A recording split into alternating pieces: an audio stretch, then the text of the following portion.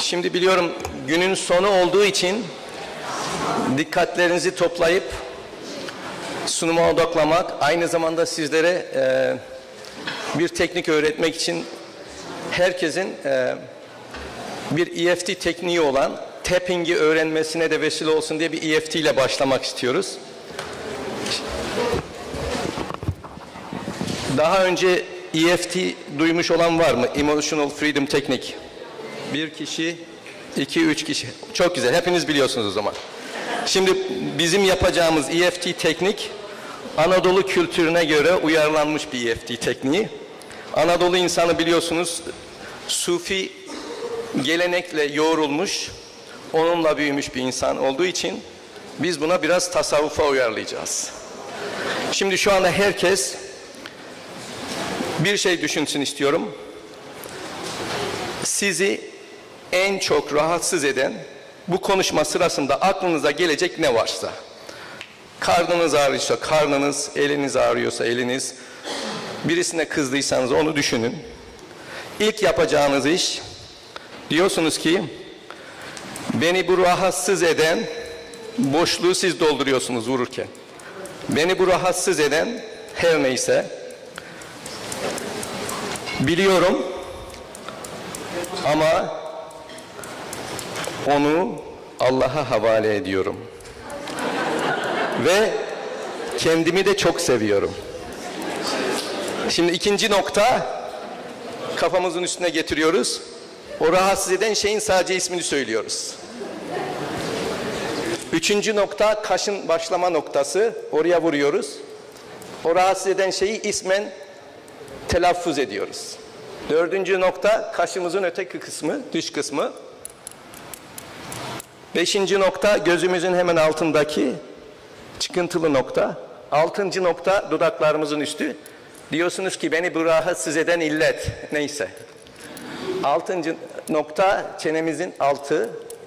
Yedinci nokta, kravatın iki tarafındaki kemiklerin, klavikülanın başlangıç noktası ve son nokta burası. Şimdi derin bir nefes alıyoruz. La ilahe illallah. La ilahe illallah. La ilahe illallah deyip başlıyoruz. Hadi bakalım biz. Şimdi her şeyi unuttuk. Sadece buraya odaklanıyoruz. Çünkü size bütün hastalıkların kaynağı olan bir bölgeye odaklandırıyorum.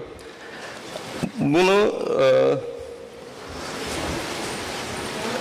bizlere işaret eden Hipokrat'tan sonra da çok büyük rivayetlere göre de Peygamber Efendimiz sallallahu aleyhi ve sellem hastalıkların, illetlerin hepsinin bağırsaktan ve mideden başlayacağına işaret ettiğine göre demek ki orada bir şey var. Bunu kenar etmeyeceğiz.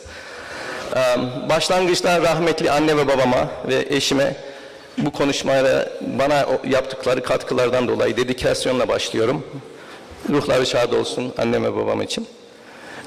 Bir de sizlere hekim olarak hepinizin bildiğinizi bildim ama her gün sabah işe çıkarken, evden çıkarken hatırlamanızı gereken bir kodla başlıyorum. Fotoğrafta gördüğünüz yaşı 100'ün üstünde olduktan sonra vefat etmiş bir Kadiri büyüğü zatı benim manevi liderim. Baba Muhittin Hazretleri'nin doktorlar için yazdığı 6 sayfalık küçük bir kitapçık var. O kitapçığın ismi Aşk, Allah aşkı, sevgi ve compassion, tam Türkçesini getiremiyorum ama hastayla kendini özdeşleştirip onun hastalığını kendisi gibi kabullenme diyebileceğim. Rahmet ilaçtır ama şifa Allah'tandır diyor. İlgilenen olursa bmf.org'dan sadece doktor yazarsanız D-O-C-T-O-R diye orada çıkacak kitapçıkların içinde İngilizce olarak okuyabilirsiniz. Benim background'umu biraz bildirerek başlamak istiyorum. Ankara Üniversitesi Tıp Fakültesini bitirdikten sonra TÜBİTAK birincisi olarak 1989 senesinde Minnesota Üniversitesi'nde tümör immünolojisi ve kemikliği deneysel nakli üzerine 1,5 sene çalıştıktan sonra pediatri ve dahiliye kombine programını Albert Einstein'da bitirdim. Ondan sonraki iş hayatımda hastalarıma her gün aynı ilaçları yazıp aynı sonuçlarla hiçbir şey tedavi etmediğimi gördüğüm zaman bir arayış içine başladım. Bu arayış içerisinde elimdeki bir reçete ve vademekumdan ibaret olan doktorluk araçlarını biraz daha geliştirecek bir fonksiyonel tıp alanı buldum. O alanda da en iyi eğitimlerden veren bir tanesi Metabolic Medical Institute var. Şu anda George Washington Üniversitesi ile ilgili doktora programı başladı. Onların fellow'uyum. Benim alternatif fonksiyonel veya tamamlayıcı tıp olarak söylediğiniz integratif tıp içine girişime vesile olan kitap bana bir hastam tarafından getirildi bir gün. Bu kitabı okumamı istiyorum dedi. Gördüğünüz gibi titresi çok ilginç. Doktorunuzun diyor beslenme tıbbıyla ilgili bilmedikleri belki sizin ölümünüze vesile olacaktır diyor. Demek ki dedim bunun içerisinde bir şey var. Bu kitabı yazan Doktor Ray Strand eşinin fibromiyalji hastalığından sonra günlerce, aylarca yataktan çıkamayışına o kadar üzüldükten sonra 3-5 bin arasında makale okuduktan sonra topladığı bilgileri bir araya getirdiği bir kitap. Fakat yine ondan sonra bu kitaptan sonra başladığım çalışmalarda her zaman önüme gelen yazılardan bir tanesi Thomas Edison'ın yine New Jersey'de ofisimin karşısındaki bir mahallede doğmuş bir bilge kişinin söylediği bir yazı geliyordu. Diyordu ki geleceğin doktorları ki eminim şu anda bu odayı dolduran, bu salonları dolduranlar bu doktorlara çünkü işaret ediyor siz bunu hissederekten böyle bir tamamlayıcı tıp kongresine gelmiş kişilersiniz. Bunlar diyor ki hastanın human frame dediği burada hastayı bir tamam olarak, tüm olarak ruhuyla, bedeniyle, her şeyiyle gören kişi demek. Siz aslında hekim gören demektir. Hastada olanı gören, onu hisseden, onu tedavi eden kişidir. Ama unutmayın, tedavi eden değilsiniz, siz bir aracısınız. Tedavi yine ilahiyetten gelecek. Diyor ki hastaya diyet verir, hastalığın temelini bulur. Root cause diyoruz İngilizce'de. Yani bir yerde ateş varsa duman çıkar. Ateş olmayan yerde duman çıkmaz. Dumanı görüyorsan dumanı üflemeyeceksin. Dumanı üflemeyle sadece ateşi artırırsın. Dumanın çıktığı yerdeki ateşi bulacaksın, onun üstüne suyu dökeceksin. Ve hastalığı önlemek diyor. 1 ounce of prevention diyorlar, equal to like 100 pound of diyorlar treatment yani İngilizce'de. Yani önlemek hem ucuz hem kolay. Hastalık olduktan sonra tedavi etmek zor. Tabii bu kitap beni biraz rencide etti. Doktorunuzun bilmediği diye benim hastam tekrar bana göstermesin diye onun yüzüne yapıştırmak için Cornell Üniversitesi'nin doktorlar için verdiği Whole Food Plant-Based Nutrition programına yazıldım. Amerika'da çok fazla doktorların revaçta bulmadığı bir program. Çoğu kişilerin nutrisyonistlerini aldı ama yaklaşık 100-150 arasında doktor var. Ben o ilk 150 kişinin içerisindeyim bu programı bitirmiş.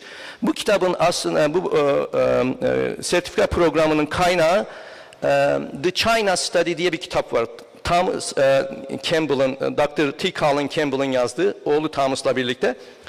O kitabın da Türkçe'ye aslında seneler önce tercümesi yapılmış. Fakat bu Çin işe yaramaz diye kenara atılmış. Çünkü bir hata yapmış tercüman. Çin mucizesi diye tercüme etmiş. Bunlar da Çin'den mucize olmaz diye herhalde okunmuyor ama kitap hala Martı Yayınları tarafından satılıyorsa alıp okumanızı tavsiye ederim. İngilizcesi olanlar daha kısa, öz ve net olduğu için The China Study kitabını okusunlar. Eğer kitabı okumayı sevmeyen kişiyseniz Netflix varsa Netflix'te bu kitaptan kaynaklanan 2 tane dokümenteri var. O dokümenterinin ismi de Forks Over Knives yani çatalla bıçakların savaşı. Çatal vejeteryan yenilen şeyleri, bıçakla et gibi bıçakla kesilen şeyleri temsil ediyor. Ben şimdi bu kitabın ismini değiştirmeyi düşünüyorum. Büyük ihtimalle çok yakında yazıp bitireceğimiz kitabın ismi böyle olacak. Eğer diyor doktorunuz geçirgen bağırsağı, sızıntılı bağırsağı bilmiyorsa belki ölümünüze imza atıyordur. Bugün konuşacağımız konu 20 fit yani 4 metre uzunluğundaki bir tüp. O tüpü açtığınız zaman büyüklüğü yaklaşık bir tenis sahası veya 2 tenis sahası kadar olabilecek 400 metrekarelik bir alanı kapsayan ve içerisinde DNA'mızın 150 katı DNA'yı taşıyan, 10 katı hücremizin sayısında taşıyan, mikrobiyomu taşıyan bir bağırsak ve bu bağırsağı biz iyi tedavi edermezsek, o bağırsak içindeki mikrobiyoma zarar verirsek başımıza neler geleceğini anlatan bir sunum olacak. Daha önce söylediğimiz gibi milattan önce 460 senesinde İzmirli, Efesli Hipokrat bunu demiş. Yani bütün hastalıklar bağırsaktan başlar. Hipokrat'ın çok hastaların hepsine yaptırdığı, içirdiği bir çorba var. Onu bilen var mı, Hipokrat çorbasını? İngilizce olarak Hippocrates Soup yazın ya da çok YouTube'da Gerson diye bir tedavi metodu var. Gerson tedavi metodunda bunu kullanıyorlar. Peki Gerson tedavi metodunu duymuş olanlarınız var mı? Bir kişi yine.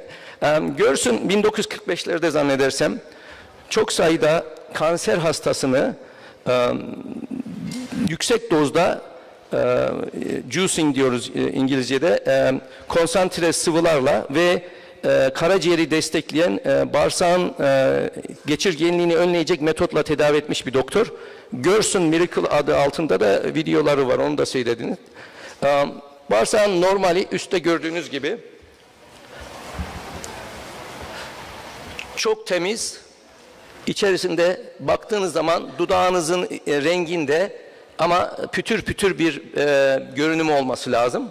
Eğer bu bağırsakta hasar, arıza başlarsa şurada gördüğünüz gibi ileri devrede yaralar ve yine bu bağırsağın içerisindeki asıl konuşacağımız meseleye sebep veren bağırsağın içerisinde 50 tane kompleksin kontrol ettiği her iki hücre arasında bir paraselüler bölge var. O bölgeyle ilgili olan hasarların, tight junctions dediğimiz hasarların hastalığı bugün konuşacağımız. Bir video ile başlamak istiyorum. Bu videoda gördüğünüz gibi bağırsağımızın içindeki bu normal alanı zarar veren ve yediğimiz yiyeceklerden en önemlisi glutenle başlayan ve öteki maddelerin de getirdiği hasarda olan olay günü. Şu anda normal bir bağırsak, normal büyük moleküllerin o iki hücre arasından geçmesini önleyen normal görünümde bir bağırsak. Bu bağırsağın hemen altındaki dolaşım sistemine geçiş yok. Ama bağırsağa bir zarar gelen gluten olsun veya başka toksinler olsun geldiği zaman normal sisteme o büyük moleküller geçtikten sonra otoimmün reaksiyonlar başlıyor ve ateşin temsil ettiği bu olay. Şu anda Amerika'da glutenin verdiği bağırsak hassasiyeti olan 18 milyona yakın insan var. Ve bu 18 milyona yakın insanlardan bazılarında yapılan testte normal bağırsağın geçirgenliğini glutene maruz bıraktığı zaman ne kadar arttığını daha sonra da yine Restore adında kullandığımız bir maddeyi verdikten düzelişini gösteriyor. Bağırsakta leaky gut'a sebebiyet verecek olaylardan başında besinler, besinlerin içerisinde glutenin dışarısında kazein ve ondan sonra enfeksiyonları, bu enfeksiyonların içerisinde önemli olanlar yine bağırsak parazit enfeksiyonları veya bağırsaktaki normalinde olması yerden başka yere geçmiş bakterilerin çoğalması, kandidanın çoğalması. Bağırsak toksinlerinin içerisinde medikasyon yazılmış ama onların içerisinde en önemlisi civayı işaretlemek istiyorum. Civa kadar bağırsaktaki tight junction'ları parçalayacak başka bir madde yok bilesiniz. Onların içerisinde yine en önemli olan olaylardan bir tanesi kortizol artımı artı toksik maddelerin salımı artırmasıyla stres. Yine toksik maddeler içerisinde en önemli maddelerden bir tanesi de alkol. Dediğim gibi tight junction'lar arasındaki enterositlerin mesafesi açıldığı zaman o iki mesafe arasında daha önce geçmeyen moleküller kolaylıkla geçiyor ve birinci proses başlıyor. Bu tight junction'ları arada tutan zonulin maddesini degrade eden, hasar yapan ürünlerden bir tanesi biliyorsunuz gluten. Gluten verildiği zaman sol tarafta gördüğünüz gibi gluten başlattığı cascade mekanizmasıyla hücre içerisinde tekrar alayım. Gördüğünüz gibi mekanizmayı başlayıp zonulin diye bir madde üretimini artırıyor. Zonulin de bu tight junction'ların arasındaki mesafeyi açıyor. Açtıktan sonra geçmemesi gereken büyük moleküller T hücreleri vasıtasıyla değişik organlara gönderiliyor ve gönderildikleri oradan da olacak olan olaylarda da başımıza gelecek olaylar sizin DNA'nız aslında belirliyor. Buna DNA yatkınlığı diyoruz. Liste olarak tekrar hızlı bir şekilde geçecek olursak, enfeksiyonlar, ilaçlar, Crohn hastalığı gibi hastalıklar, yiyecekler, IgA deficiency nadir de olsa ve malabsorption dediğimiz emilim hastalıkları ve stresin haricinde bir de yüksek kontrolsüz egzersiz. Özellikle leaky gut çok ağır spor yapan sporcularda çok görülüyor. Leaky gut yapan olaylardan bir tanesini de öğrenmenizi istiyorum. Bağırsağın asit seviyesinin düşüklüğü. Şu anda dünyada en çok satılan ilaçların başında gelen ilaçlar Amerika'da 4. sırada gördüğünüz gibi maalesef omeprazol var. Asidi düşürdüğünüz zaman ne oluyor biliyor musunuz?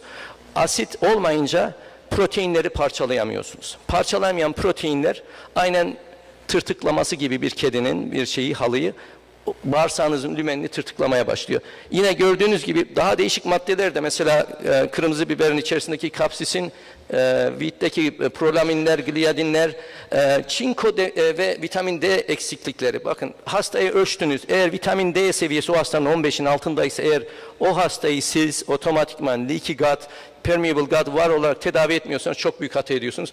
Yine bazı yiyeceklerin içerisinde legümlerde, peanut'ta olan lektinler, safoninler, yine wheatler eğer yatkınlığınız varsa bunların hepsi leaky gut yapabiliyorlar. Leaky gut otoimmün bir proses. Otoimmün proses olduğu için independent olarak çölyak hastalığının dışında gördüğünüz gibi sedef hastalığı, romatoid artrit, Sjögren, multiple skleroz, tip 1 diyabet, onun haricinde juvenile arthritis, uveitis yani gözle ilgili üveitler, bunlar bizim Türkiye'de çok yaygın olan Behçet sendromu aslında bir leaky gut hastalığıdır biliyor musunuz? Ve o leaky gut'ı fix etmediğiniz zaman yani tedavi etmediğiniz zaman Behçet'te çok zorlanırsınız. Şimdi leaky gut olayının gerçeğini gösteren, hayali olmadığını gösteren bir ürün. Bu yeşil olarak gördükleriniz tight junction'lar yani normalde kapalı olmayan enterosit arasındaki bölgeyi görüyor. Eğer bu hücreleri glifozit dediğimiz bu Roundup'ın içerisinde olan zirai ilaçla maruz kaldığınız zaman görüyor musunuz? Tamamen açılmış. Aralarındaki mesafeler ne kadar büyüyor. Tetrahydrate dediğimiz çok süper bir ürün var. Yine topraktan üretilen. Onu koyduğunuz zaman glifozitin yaptığı etkiyi nötrlüyorsunuz. Hatta ikisini birlikte bile koysanız artık glifozit size zarar vermiyor. Çok müthiş bir ürün. Onu kullanmayı. Şimdi birinci basamak kanallar açıldı. Yol geçen hanı oldu. Bir kevgir haline geldi bağırsak. Ne olacak? O kevgirden içeriye giren maddelerden bir tanesi lipopolisakkarit. Biliyor musunuz aslında bize yutturulan diyelim bu seneler boyunca kolesterol ilaçlarının hepsine hiç gerek olmadığını işaretin burada biliyor musunuz? Çünkü yapılan bir çalışmada insanüstü çalışma olmadığını kaydetmek isterim ama double kontrol olmadan insanların damarlarının genişleyip açılmasını belli bir yiyeceklerden sonra milimetrik olarak ölçmüşler. Birinci gruba hayvansal olmayan bitkisel proteinler vermişler. Damarlarda hiç genişlenme, açılmada problem yok. Şeker vermişler, iyice kısılmış. Hayvansal yağ vermişler, iyice kısılmış. Ondan sonra hayvansal et proteini vermişler ama yağ artı olan yine kısılmış. Ama öteki şeylerin hiç etkisi olmamış. Niye bunu yapıyor diye bir teori geliştirmeye başlamışlar ki o bölgelerde damarlardaki spazmı oluşturan maddenin lipopolisakkarit olduğunu bulmuşlar.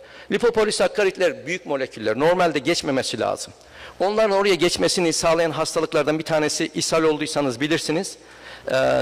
İshal yapan salmonella, shigella onların toksinleri zonulini, okludini direkt ortaya çıkarıp orayı açan, kapıları açan şey. Bağırsakta eğer leaky gut varsa o endotoksinler vücuda geçtiği zaman sistemik inflamasyon oluşturuyorlar ve lipopolisakkarit'in en çok sevdiği yerler damarlar. İşte bu dediğimiz çalışma, bu çalışmada bir tane yüksek yemekten sonra damarlarda olan lipopolisakkarit'in yaptığı hasar, eğer her 4 saatte bir yemek veriyorsanız o bağırsakların, o damarların hiçbir daha kendini açılıp da normal oranda kan dolaşımını sağlamasına müsaade etmiyorsunuz. Aynı olayı ice cream yani dondurmayla da yapmışlar. Dondurmanın içindeki yağ ve kazein aynı şekilde göstermiş. Yani bu bilindikten sonra şimdi ikinci bir bölgesine geçmek zorundayız. Çünkü bağırsak ve bağırsağın içerisindeki mikrobiyota, oradaki virüs, bakteri, protozoanlar bir kenara atılamaz. Onlar neler yapıyorlar biliyor musun? Onlar bizim parasız çalıştırdığımız kölelerimiz. Bizim bağırsağımızın ihtiyacı olan enerji kaynağından short chain fatty asitler var, bütürik asit vesaire. Onu bizim için onlar ödüyor. Onlar mikro DNA, mikro RNA yapıyorlar. Onların yaptığı o küçük DNA'lar, RNA'lar bizim vücutta kullandığımız bir sürü mekanizmada kullandığımız, özellikle enerji üretiminde kullandığımız sinyalleri veren şeyler. Şimdi mikrobiyal DNA'nın insan DNA'sına oranı 150'ye 1. Yine sayı olarak 1/10 farkla bizi geçiyorlar. Yani her 10 tane bakteri veya virüs bağırsağımızda yaşanan karşılık bir tane hücremiz var.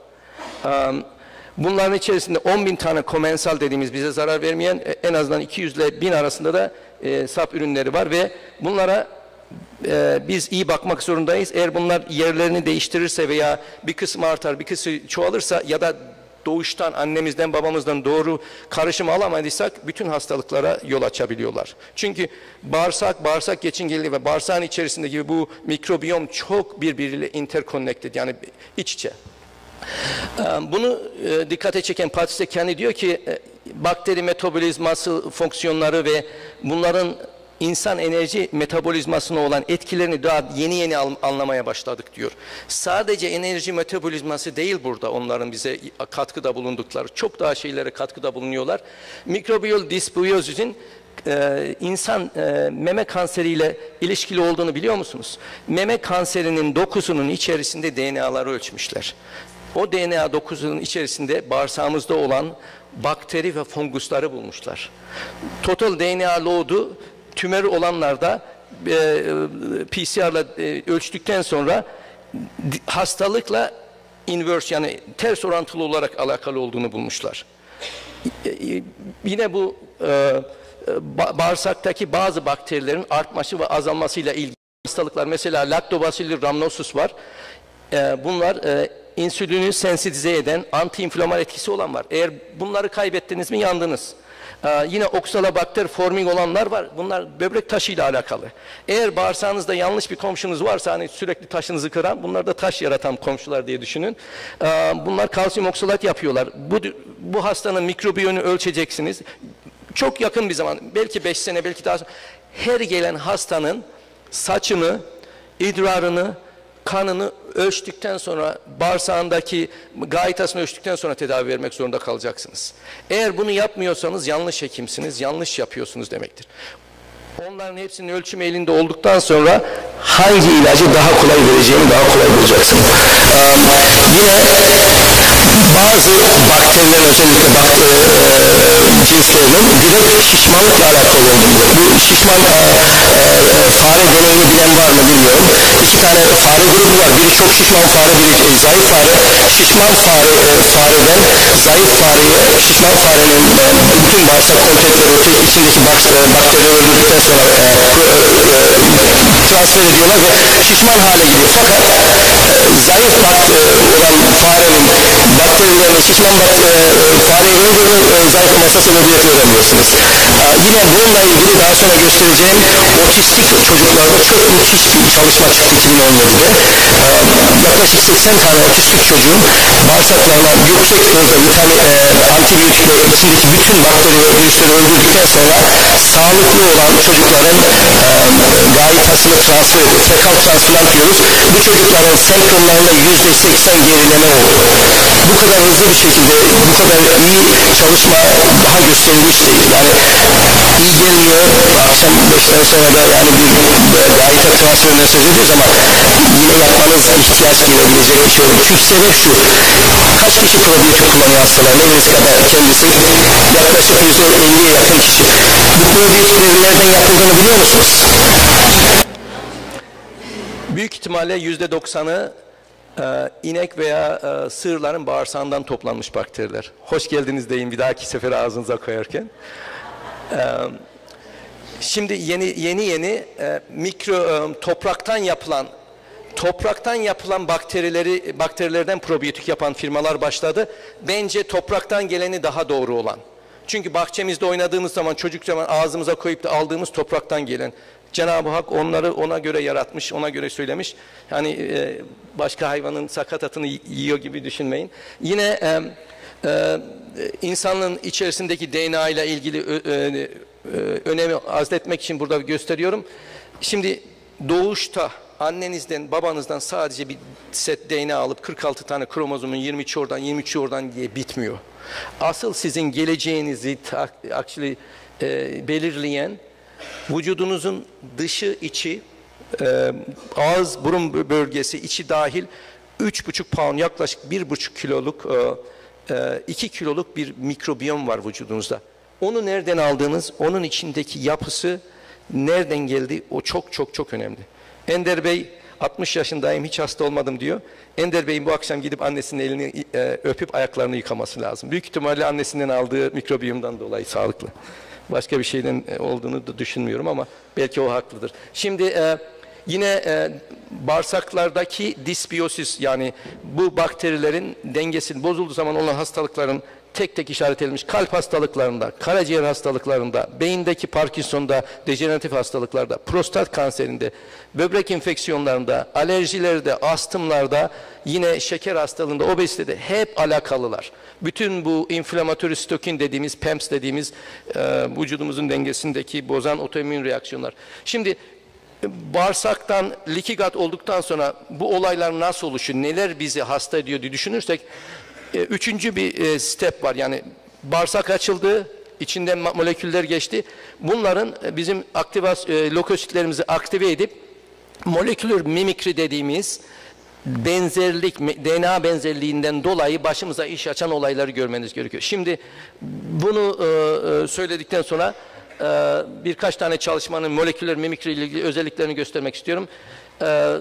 Tip 1 diyabetle teşhis olmuş hastaların %92'sinde inek sütünde olan beta-laktobiline karşı antikorlar bulunmuş. Yine agütü faresin biliyorsunuz diyabette ve çok kullanıyor. Multiple skleroz hastalığında antikorlar, süte karşı olan kazeine koşan antikorların çokluğunu bulmuşlar. Bu moleküler mimikri özellikle bovine albümine karşı ve gliadin peptitlerine karşı çok sayıdaki romatoid artriti olan hastalıklarmış. Aslında yani doğuştan annenizden babanızdan romatoid artritis geni olabilir. Eğer hiç inek sütü kullanmadıysanız. Ki birkaç tane kitap var. İnek sütü buzağlar içindir diye bir kitap yazmış. John Hopkins Üniversitesi'nin çocuk bölümü başkanı. O kitap çok ilginç geldi bana. Okuduktan sonra o şunu keşfetmiş. Sık sık tonsillit olan, strep throat olan çocukların hepsinde bu inek sütündeki bu bovine albümine karşı alerji keşfetmiş ve çocuklara çok ciddi bir, sıkı bir şekilde diyet başlamış. Kitapta yazıyor, diyor ki %100 diyeti yapan hiçbir daha diyor ortaokula gelene kadar diyor boğazlarında diye iltihapla gelmedi. Kim ki diyor annesine babasına söylemeden arkadaşının yediği dondurmadan bir kere bile diyor ağzına koymuş, ertesi hafta diyor o şeyle geldi. O kadar ciddi bir olay. Dediğim gibi genetik her şey değil, epigenetik her şey. Epigenetiğe de sebebiyet veren olaylardan kapıyı açan olay geçirgen bağırsak. Yine Behçet hastalığında interferon gama'ya ilgili inek proteinlere karşı olan antikorlar bulunmuş. Yine bu antikorlar AGA ve AGG cinsinde kazein ve beta-laktobine karşı da bulunmuş. Değişik hastalıklardaki otoantijenleri burada listelemişler gördüğünüz gibi. Bunlar hep inek sütünde olup insanın vücudundaki değişik bölgelerle yapılan cross reaksiyondan sonra başımıza iş açtıkları şeyler. Mesela folate reseptörüyle ilişkili olanlar, folate'in kullanıldığı, folate depresyonuna sebep olan hastalıklara sebep oluyor. İnsülin, hümin insüline karşı olursa şeker hastalığını ortaya çıkarıyor. Şimdi leaky gut başımıza geldi. Neler semptomları düşündürebilir leaky gut olduğunda? Depresyon varsa, çok kolay bir şekilde canınız sıkılıyorsa, astımınız, alerjileriniz varsa, böyle başınız çok çabuk özellikle öğleden sonra bulanıyorsa, çok fazla değişik alerjileriniz varsa yiyeceklere, deride özellikle egzama veya başka benzeri hastalıklar varsa, tiroid özellikle, Hashimoto tiroid varsa %100 sizde leaky gut vardır, o kadarını söyleyeyim size. Yine kronik fetik, yorgunluk varsa muhakkak leaky gut yani geçirgen bağırsak, sızıntılı bağırsak var mı bakılması lazım. Tedavi nasıl olacak? Şimdi geçirgen bağırsağın tedavisi kaç dakikamız var? 5 dakika mı? Geçirgen bağırsağın tedavisi ona sebebiyet veren durumu bulup adres etmenin, yani tedavi etmenin sürece çok zor. Toksinse, civaysa, ağzınızda yarım kilo diyeyim artık abartmadır, ağzınızın yarısı civalı, siyah rengili dolguluysa onları çıkartmadığınız sürece her bir çay damlası çay içtiğinizde ondan bağırsağınıza akan civa orada tight junction'ları mahvedecektir, açacaktır. Önce onu tedavi etmeniz lazım. Eğer bakteriyel overgrowth varsa, yani small intestine bakteriyel overgrowth, onu tedavi etmediğiniz sürece bu bağırsak geçini hala tedavi ederiz. Parazit varsa parazit. 5R programı var bizim fonksiyonel tıpta kullandığımız. Remove demek yani etken, başımıza işi açan neyse onu çıkarıyoruz. Onun replace ediyoruz yani eksikliklerini. Reinoküle dediğimiz iyi bakterileri bağırsağa kazandırıyoruz.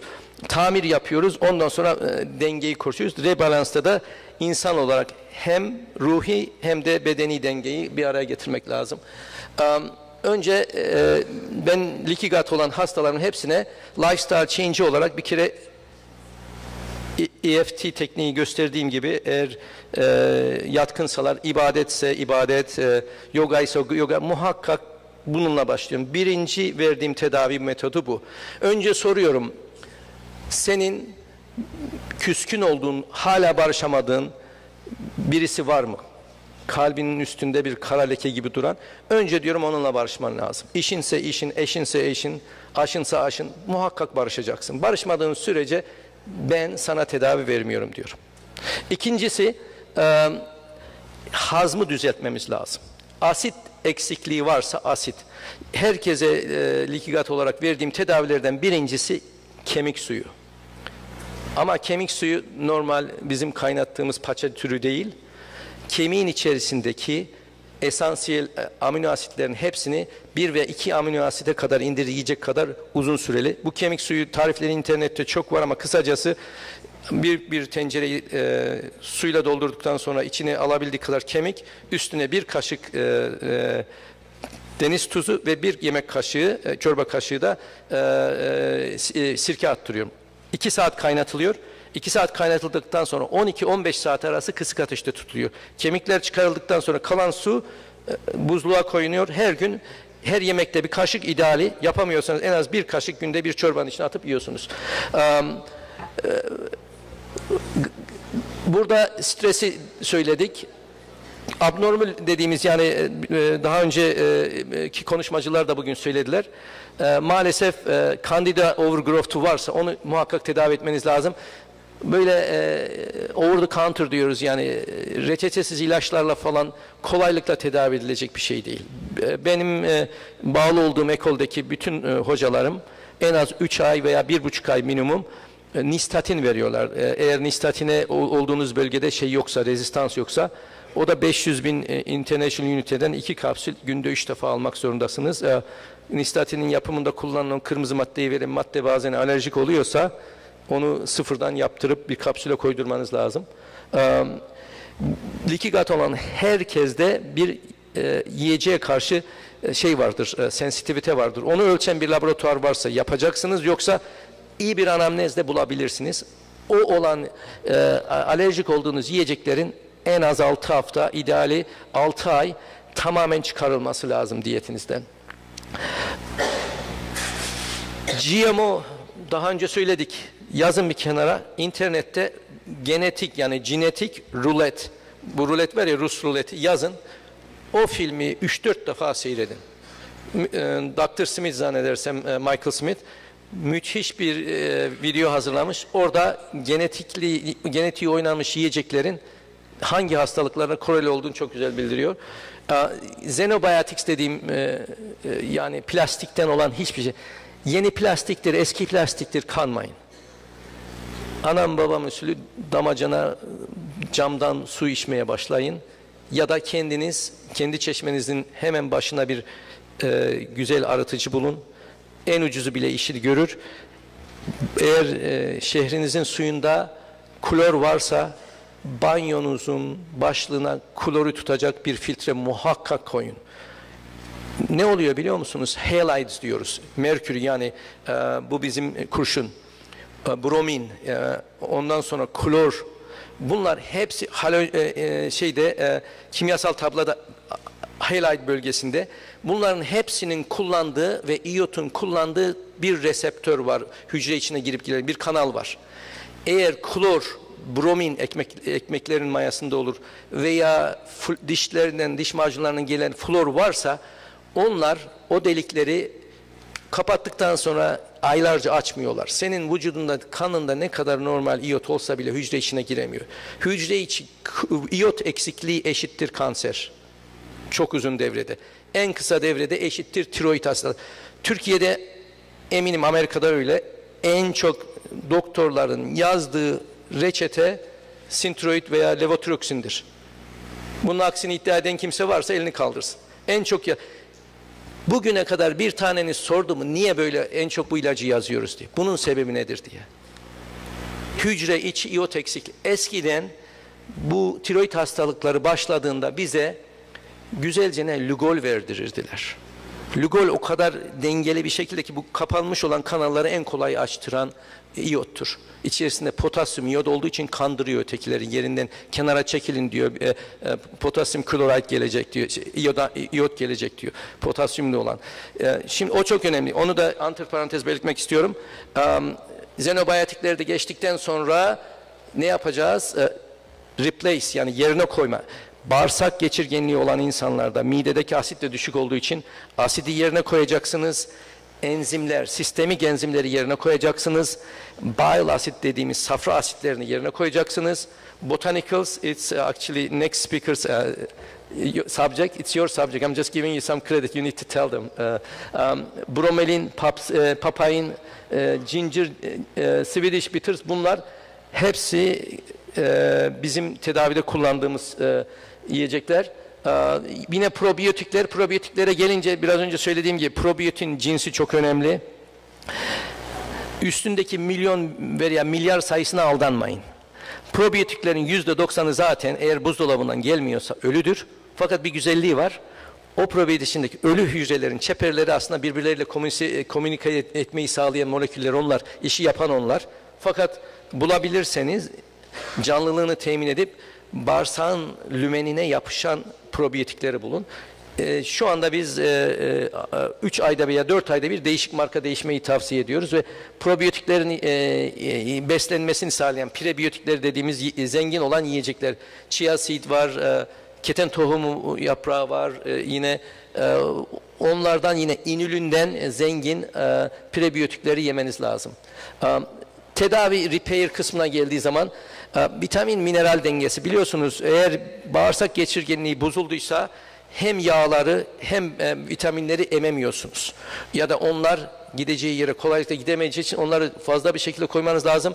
Yağda eriyen A, D, E, K vitaminleri çok önemli. Karaciğerin detoks hızını artırmak için koenzim Q10, alfa lipoik asit, kürkümin balık yağı ve özellikle bağırsağı böyle badana gibi kaplayan L-glutamin 3 gram günde 3 defa minimum aç karnı olmak kaydıyla ve aloe juice, aloe'nun sıvısı çok iyi bir bağırsağı iyi eden şeydir. Burada deglyceride demişler, licorice root, bu bizim anasonun kökü diye tercüme edeceğim. Vitamin D, vitamin A çok önemli. Vitamin A ile D ve D'yi de verirken K2 vitaminiyle birlikte vermek zorundasınız. Vitamin D seviyesini 50'nin üstünde 70'e ideal çıkarmak zorundasınız. Essential B vitaminleri yüksek dozda multivitaminler vereceksiniz. Yine benim en çok kullandığım tedavilerden biri yine kimchi var. Amerika'da çok yaygın. Sizin burada ev usulü yapılan her türlü turşu işinizi görür. Kefir çok iyidir.